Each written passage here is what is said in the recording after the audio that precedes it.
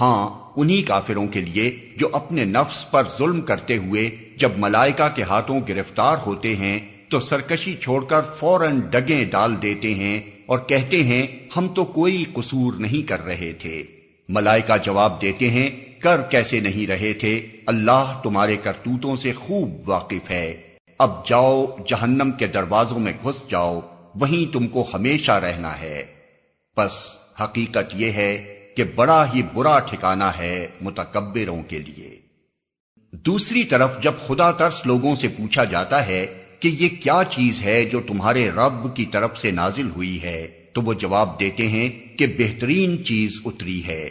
اس طرح کے نیکوکار لوگوں کے لیے اس دنیا میں بھی بھلائی ہے اور آخرت کا گھر تو ضرور ہی ان کے حق میں بہتر ہے۔ بڑا اچھا گھر ہے متقیوں کا، دائمی قیام کی جنتیں جن میں وہ داخل ہوں گے، نیچے نہریں بہہ رہی ہوں گی اور سب کچھ وہاں عین ان کی خواہش کے مطابق ہوگا۔